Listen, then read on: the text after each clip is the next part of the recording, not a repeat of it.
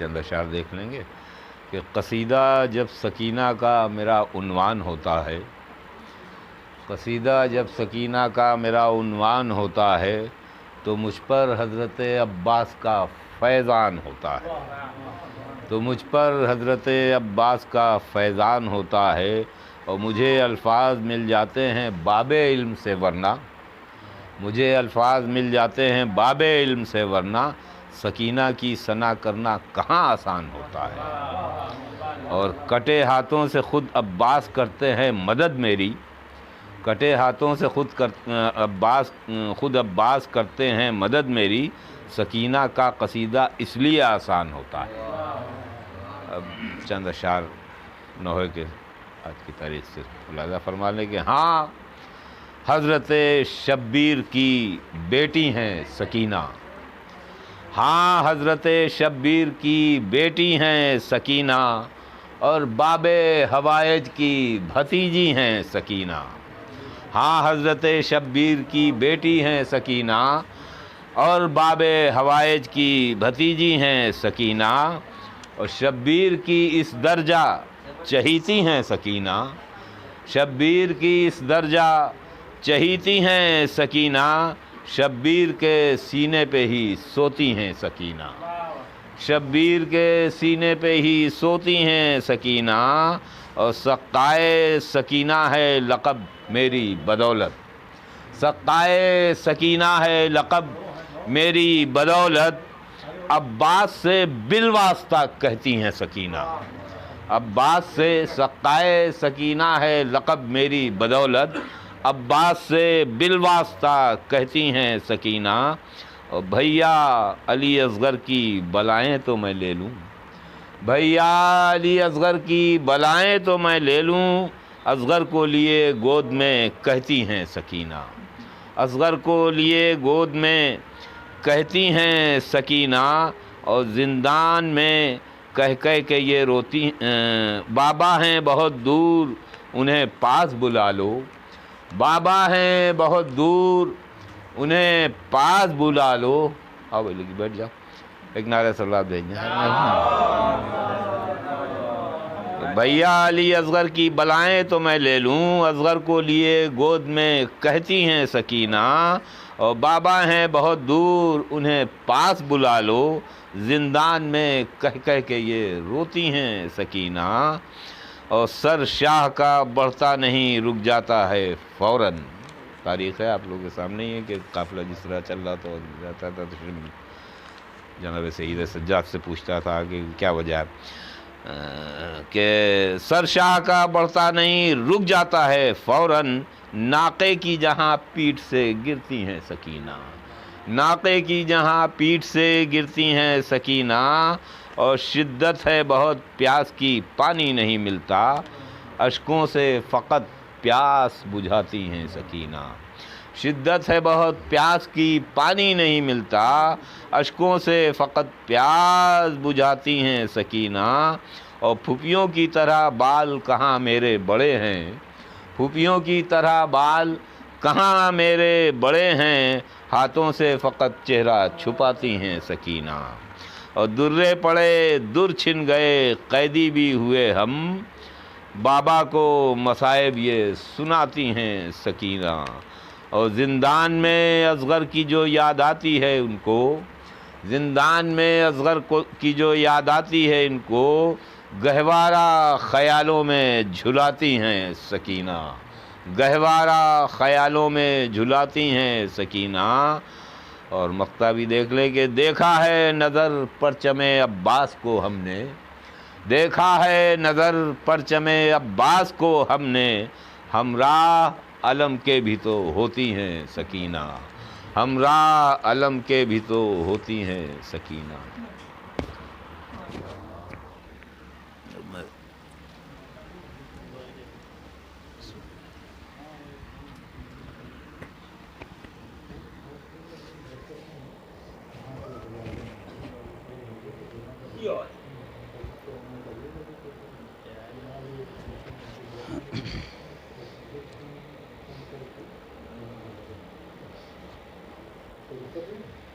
فاتحہ۔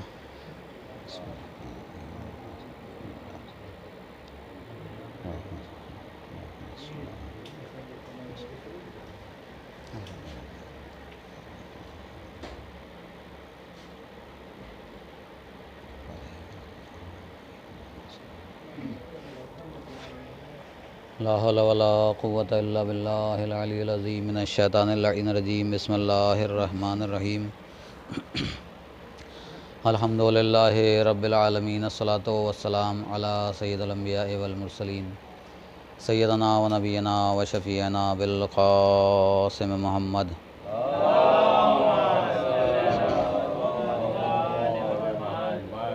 وأهل بيته الطيبين الطاهرين المعصومين المظلومين المنتجبين المنتخبين ولعنة الله على أعدائهم أجمعين من الأولين والآخرين من يومنا هذا إلى قيام يوم الدين أما بعد فقد قال الله سبحانه تبارك وتعالى في كتابه المبين وهو أصدق الصادقين وقوله الحق بسم الله الرحمن الرحيم إني عبد الله آتاني الكتاب وجعلني نبيا الصلوات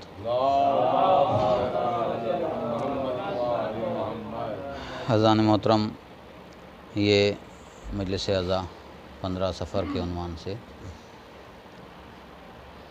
آج اس امام بارگاہ میں قائم کی گئی اور قدیمی مجلس کی جو تاریخ ہے وہ 16 صفر ہے۔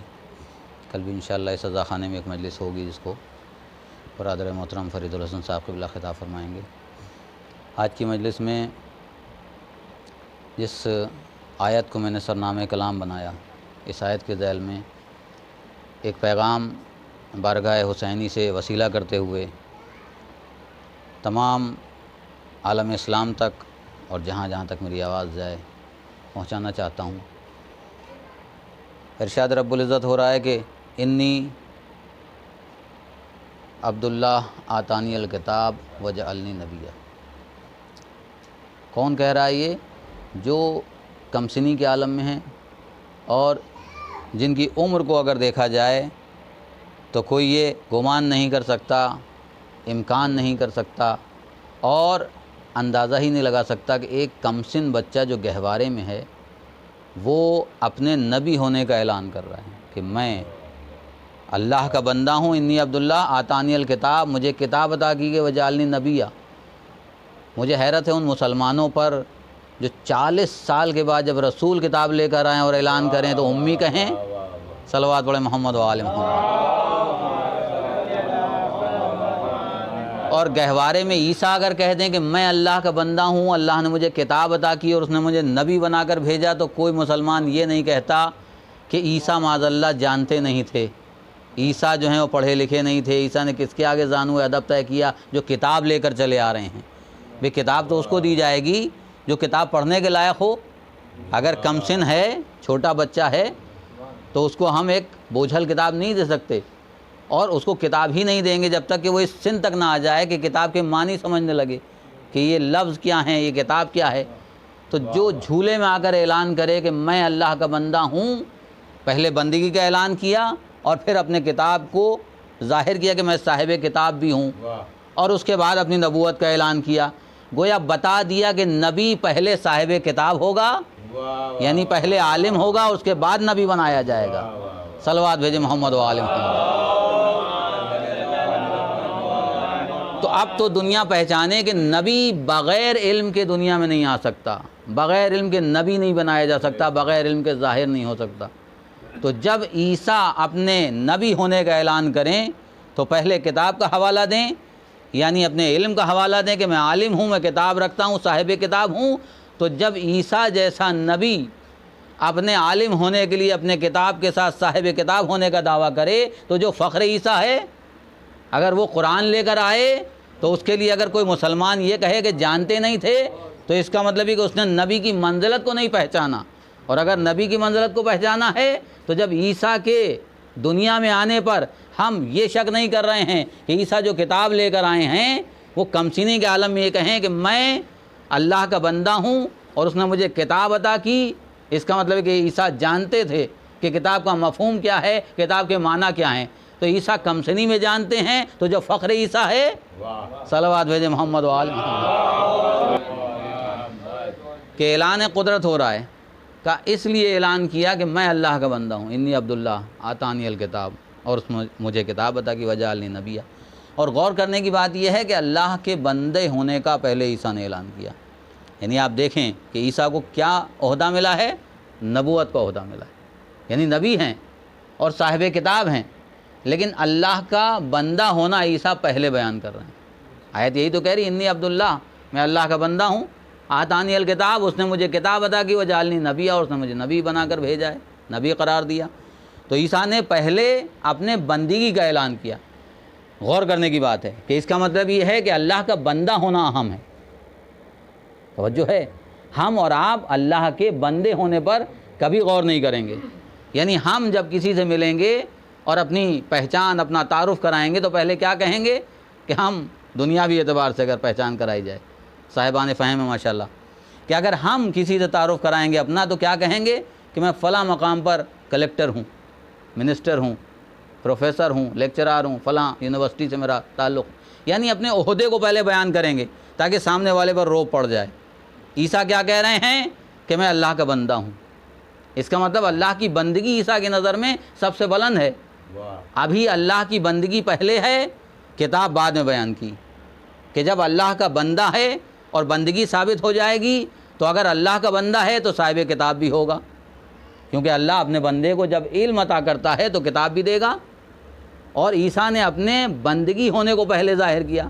اب غور فرمائیں کہ ہم اور آپ اپنے عہدے کو پہلے بیان کریں گے کہ ہم کیا ہیں، یہ ہیں، یہ ہیں، یہ ہیں، بعد میں ہم بتائیں گے کہ ہاں نہیں انکساری کے طور پر کہ ہم بھی ایک ناچیز انسان ہیں۔ عیسیٰ کیا کہہ رہے ہیں؟ میں اللہ کا بندہ ہوں، انی عبداللہ، اس نے مجھے کتاب عطا کی اور اس نے مجھے نبی بنا کر بھیجا۔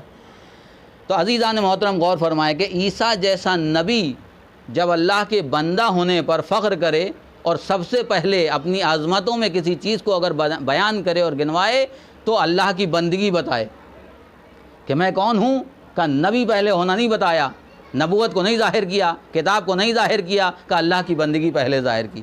کیوں ظاہر کی؟ اس لیے کہ عیسیٰ دیکھ رہے ہیں کہ جب آج دنیا میں انسان قدم رکھتا ہے تو پہلے اپنے عہدے کو بیان کرتا ہے۔ کیوں بیان کرتا ہے؟ تاکہ دنیا پر روب ظاہر ہو۔ ایک صلوات پڑھیں محمد و آل محمد۔ کا عیسیٰ نے اپنے بندہ ہونے کو بتایا کہ اللہ کا بندہ ہونا آسان نہیں ہے۔ عام بندے دنیا میں ایک دوسرے کے لیے ہم کہتے ہیں کہ ہم آپ کے بندے ہیں، آپ کے چاہنے والے ہیں، لیکن عیسیٰ اللہ کا بندہ اپنے کو کہہ رہے ہیں۔ تو اگر عیسیٰ اپنے کو اللہ کا بندہ کہہ رہے ہیں اس کا مطلب بندگی کا مفہوم بہت بلند ہے۔ تو عزیزان محترم غور فرمائیں کہ جب عیسیٰ اپنے آپ کو اللہ کا بندہ کہیں تو منزل یہ ہے کہ بچپن میں کتاب دے دی جائے اور نبوت کا عہدہ دے دیا جائے، تو جسے اللہ اپنا بندہ کہے، جسے اللہ اپنا بندہ کہے، اور قرآن کہہ رہا ہے اسریٰ بعبدہ لیلا من المسجد الحرام، وہ کتنا بلند مرتبے پر ہوگا؟ صلوات پڑھیں محمد و آل محمد۔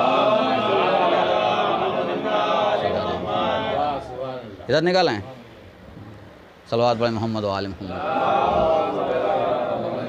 کہ اپنے بندے ہونے پر عیسیٰ کو فخر ہے۔ کیوں ہے؟ اس لیے کہ بندگی کا مرتبہ بہت بلند ہے، یعنی صاحب کتاب ہونا یہ عیسیٰ نے بعد میں بیان کیا۔ اب دیکھیں بندگی کے اس مفہوم پر آنا، جہاں عیسیٰ اپنے آپ کو اللہ کا بندہ کہیں وہ اور منزل ہے، اور جہاں اللہ کسی کو اپنا بندہ کہے وہ منزل اور ہے۔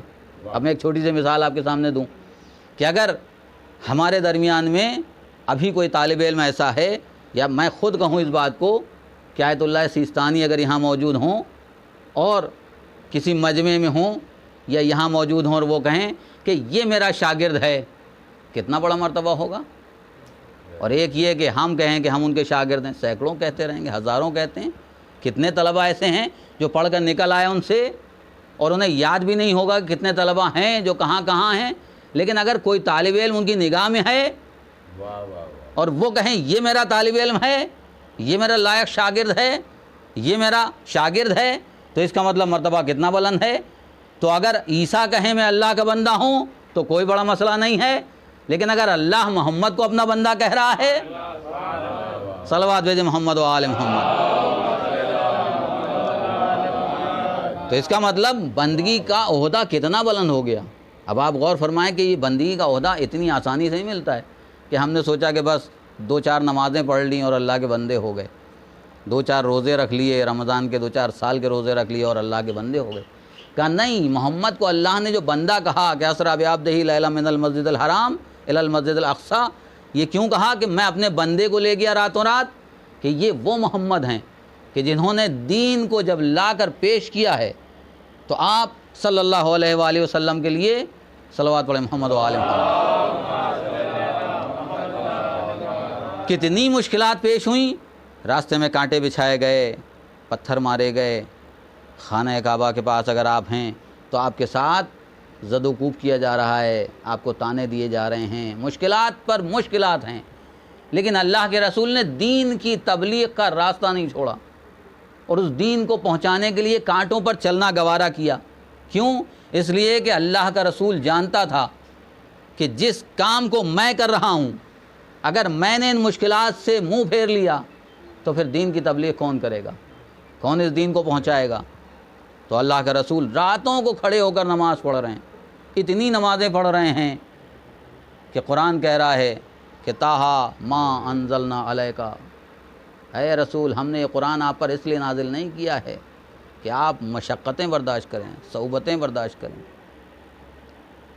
طٰہٰ ما انزلنا علیک القرآن لتشقیٰ، کیوں کہا گیا؟ اس لیے کہ رسول مشقتیں برداشت کر کے بتا رہے ہیں کہ جب تمہارے سامنے زندگی کی کوئی مہم ہو، کوئی مشن ہو، تو تمہیں راتوں کو جاگنا بھی پڑے گا، تمہیں دنوں کو کانٹوں پر چلنا بھی پڑے گا، تمہیں مشکلات برداشت کرنا پڑیں گی، اور یاد رکھو کہ ہر مشکل کے بعد آسانی پیدا ہوتی ہے، ہر مشکل کے بعد آسانی پیدا ہوتی ہے، اور قرآن بھی کہہ رہا ہے کہ جتنی مشکلات آئیں گی اس کے بعد اتنی ہی آسانیاں ہوں گی۔ تو رسول نے مشکلات برداشت کی اور اس کے بعد کانٹوں پر چل کر بتایا کہ دیکھو بندہ ہونا اتنا آسان نہیں ہے۔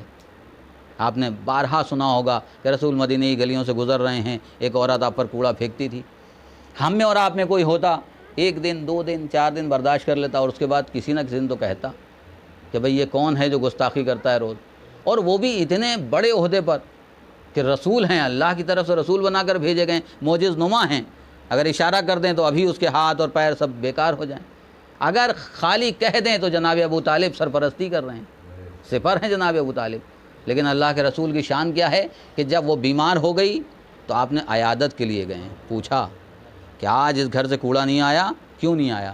وہ جو روز کوڑا پھینکتی تھی اس نے کیوں نہیں پھینکا؟ تو کسی نے کہا وہ بیمار ہو گئی، آپ اس کی عیادت کے لیے گئے۔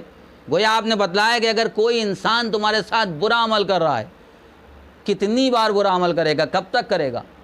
تو جب تک وہ برا عمل کر رہا ہے تم اس کے ساتھ اچھا عمل کرو۔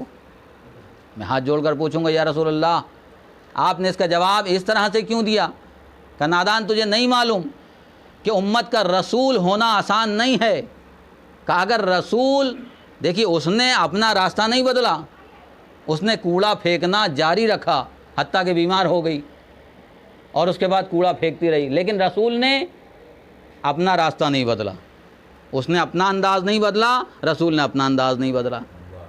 ایسا ہو سکتا تھا کہ رسول اپنا انداز بدل دیتے، مگر رسول نے اپنا انداز نہیں بدلا۔ اگر اس نے اپنا راستہ نہیں چھوڑا تو رسول نے بھی اپنا راستہ نہیں چھوڑا، ہدایت کا راستہ کا ہدایت دینا آسان نہیں ہے۔ اگر رسول اپنا راستہ بدل دیتے، عزیزان محترم ایک جملہ توجہ رہے، کہ اگر رسول اپنا راستہ چھوڑ دیتے تو پھر اسے راستے پر کون لے کر آتا؟ صلوات بھیجے محمد و آل محمد۔ ادھر آ جائیں، ایک اور صلوات پڑھیں محمد و آل محمد، آگے آ جائیں۔ کہ اگر وہ رسول اپنا راستہ چھوڑ دیتے تو پھر اسے راستے پر کون لے کر آتا؟ تو رسول نے اپنا راستہ نہیں چھوڑا۔ گویا ہمیں اور آپ کو بتلایا کہ ہمیں دنیا میں اگر کسی سے کوئی اذیت پہنچ جاتی ہے 1 بار 2 بار تو ہم اس کے گھر جانا چھوڑ دیتے ہیں، تعلقات منقطع ہو جاتے، کہتے بھی نہیں، بہت سے لوگ منہ سے نہیں کہتے کہ ان کی فلاں بات ہمیں ناگوار گزر گئی، ہم نے منہ سے کچھ نہیں کہا، ہم نے تعلقات قطع کر لیے۔ یہ نہیں معلوم کہ کتنا بڑا گناہ ہے۔ قطع تعلق کرنا عمر کو گھٹاتا ہے۔ سب سے پہلے تو حدیث رسول ہے کہ عمر کم ہو جاتی ہے۔ اگر آپ کسی کے ساتھ قطع تعلقات کر رہے ہیں تو عمر آپ کی کم ہو رہی ہے۔ صلہ رحمی سے کیا ہے؟ عمر بڑھتی ہے، رزق و روزی میں برکت ہوتی ہے۔ تو جب آپ کسی کے ساتھ صلہ رحمی کر رہے ہیں تو کیسے کریں گے؟ کہ صلہ رحمی کے لیے کم سے کم یہ ہے کہ آپ سلام جاری رکھیں، 1 گلاس پانی اس کو پلا دیں اگر وہ آپ کے سامنے آ گیا۔ لیکن ہمارا کیا انداز ہوتا ہے کہ اگر ہمیں کسی کی بات ناگوار گزری تو بعض افراد تو کہہ لیتے ہیں، چلیے کہہ لینا بہتر ہے کہ کم سے کم آپ نے کہہ لیا، دوسرے کو معلوم تو ہو گیا کہ آپ کو شکایت ہے، کیا شکایت ہے۔ بعض دل میں رکھ لیتے ہیں کہ برسوں گزر گئے، 20 برس گزر گئے، نسلوں میں نسلاً بعد نسلن اپنی اولاد سے بتا دیا کہ ہمارے دادا سے یہ بات ہوئی تھی، باپ دادا سے فلاں سے، اور تم اس کو یاد رکھنا۔ یہ پشتینی کتنے ہندوستان میں تو بہت سارے واقعات ہیں کہ کہاں کہاں گاؤں دیہاتوں میں پورے پورے قریے ختم ہو جاتے تھے. عربوں کا جو سلسلہ تھا جسے رسول نے ختم کیا، کہ جو زمانہ جاہلیت میں تھا کہ ہم وہ بدلے لیں گے، پورے پورے قبیلے ختم ہو جاتے تھے، وہ ہندوستان میں بھی چیز آ گئی. لیکن ہمارا رسول کیا کہہ رہا ہے کہ اگر کسی سے خطا ہو جائے تو اسے درگزر کرو. گھر کے اندر بھی ہے، گھر سے باہر بھی ہے. اب دیکھیے زیادہ وقت نہیں لینا ہے، بس 2-3 جملے اور ربط مصائب کا. تبلیغ کا سلسلہ اگر ہم شروع کرتے ہیں تو ہم پہلے بڑی بڑی آرگنائزیشن کرتے ہیں، پروگرام کرتے ہیں، بلاتے ہیں، کانفرنس کرتے ہیں. آپ کانفرنس نہ کیجئے، نقطے سے بات کو شروع کیجئے. اپنے گھر میں دیکھیے اللہ نے 2 افراد کو ایک جگہ جمع کیا، دونوں کے مزاج بالکل الگ ہیں. ایک کو شوہر بنایا، ایک کو زوجہ بنایا. ایک بیوی ہے، ایک شوہر ہے. وہ اس گھر سے آئی ہے جس گھر کا آپ کو علم نہیں ہے، آپ اس گھر سے ہیں جہاں اس کو علم نہیں ہے. آپ کے مزاج کو وہ نہیں جانتی اور آپ اس کے مزاج کو نہیں جانتے. لیکن دونوں کو جب ایک بندھن میں باندھ دیا گیا تو اب ایک ہی گھر میں رہنا ہے، ایک ہی ساتھ کھانا ہے، ایک ہی ساتھ پینا ہے، ایک ہی ساتھ اٹھنا بیٹھنا، سارے کام کرنا ہے. اور ایک دن کا نہیں ہے، پوری زندگی ہے. معاشرے کو اللہ نے 2 مختلف مزاجوں کو ایک جگہ اکٹھا کر کے بتایا کہ جب ہم اتحاد پیدا کرنا چاہتے ہیں تو اس طریقے سے اتحاد پیدا کرتے ہیں کہ نسلیں پاکیزہ ہو جاتی ہیں. صلوات بھیجیں محمد و آل محمد. بشرطے کہ تبلیغ آل محمد پر عمل ہوتا رہے. تو انداز کیا ہے کہ ایک ہی گھر میں دونوں لوگ موجود ہیں. شوہر سے کیا کہا گیا؟ یاد رکھیں یہ جملہ احادیث رسول میں ہے. شوہر سے کہا گیا کہ اگر زوجہ کتنی بھی غلطی کر رہی ہے اس کو عفو کرو، درگزر کرو. کیوں درگزر کرو؟ اس لیے کہ تم قدرت والے ہو. الرجال قوامون علی النساء. مرد کو اللہ نے قوت دی ہے، طاقت دی ہے، حاکم ہے. وہ چاہے تو اپنی پاور کا استعمال کر سکتا ہے، اپنی حاکمیت کا استعمال کر سکتا ہے. لیکن اللہ کیا کہہ رہا ہے کہ تم اپنی طاقت کا استعمال اس طرح کرو کہ ظالم نہ بنو، مظلوم پر رحم کرنے والے بن جاؤ. کہ طاقت فرعون کو بھی ملی تھی جس نے اپنے چابک سے لوگوں کو زمین پر رکھا، سجدہ کروایا، اور اس کے بعد کیا ہوا؟ ظلم کا انجام کہ آج بھی نشان عبرت بنا ہوا ہے. اور طاقت جناب سلیمان کو بھی ملی تھی، طاقت امام علی رضا کو بھی ملی تھی، طاقت مولا کائنات علی ابن ابی طالب کو بھی ملی.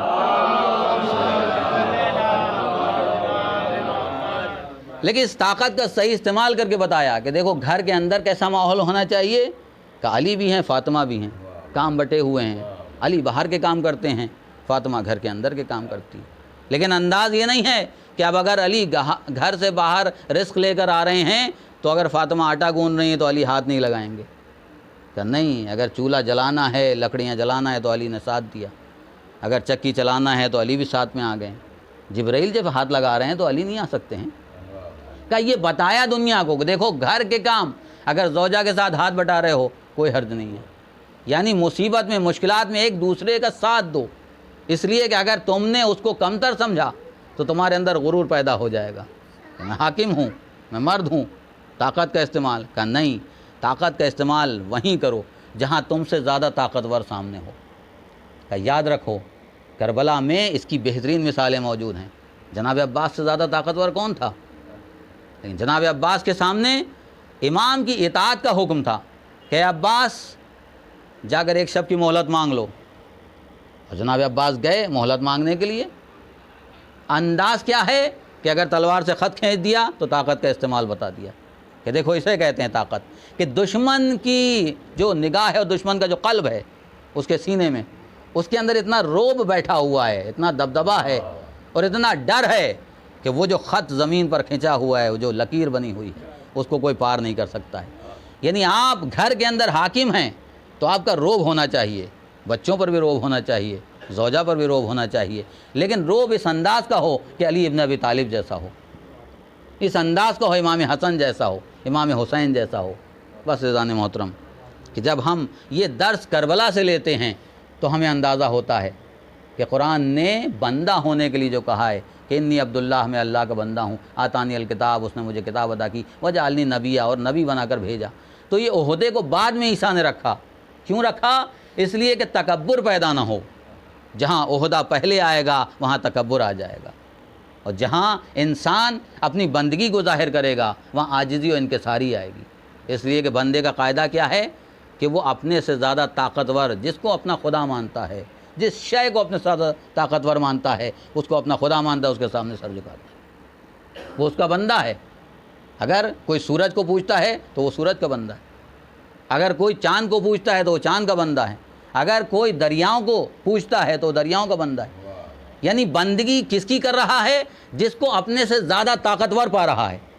لیکن ہم نے دیکھا کہ جس نے پہچان لیا دین اسلام کے ذریعے سے، اس نے پلٹ کر دیکھا کہ جو سورج کو سجدہ کر رہے ہیں یہ سورج کس نے بنایا ہے، جو چاند کے آگے سر جھکا رہے ہیں اس چاند میں چمک کس نے پیدا کی ہے، جو ستاروں کے آگے سر جھکا رہے ہیں ان ستاروں کے اندر چمک کس نے پیدا کی ہے، جو آبشاروں سے ڈر رہے ہیں ان آبشاروں میں کس نے دمک پیدا کی ہے، جو ہواؤں سے ڈر رہے ہیں ان کے آگے سر جھکا رہے ہیں ان ہواؤں کو چلانے والی طاقت کون ہے؟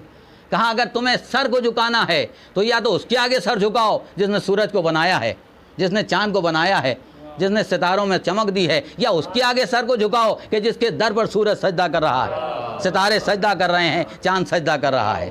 صلوات بھیجے محمد و آل محمد۔ بس عزیزان محترم یاد رکھیں کہ جب ہم طاقت کا استعمال کریں گے تو وہیں کریں کہ جہاں پر ہم سے زیادہ طاقتور، اور وہ بھی اسلامی قاعدہ ہے کہ پہلے وہ ابتدا کرے گا تب ہم دفاع کریں گے۔ آپ کی طاقت ہے تو آپ دفاع اپنا بچاؤ کریں گے، لیکن اس طاقت کا اگر آپ غلط استعمال کرنے لگیں تو تشدد، ظلم، گھر بربریت گھر سے شروع ہو جائے گی۔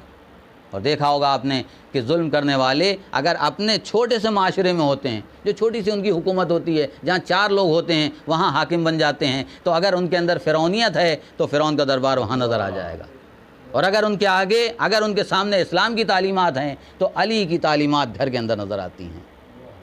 بچے بھی صبح اٹھیں گے تو سلام کرتے ہوئے نظر آئیں گے، قرآن کی تلاوت کرتے ہوئے، اول وقت نماز پڑھتے ہوئے۔ کہا اہمیت نماز کو بھی سمجھیں گے اور اہمیت اعضاء کو بھی سمجھیں گے، یہ اسلام کی تعلیم ہے۔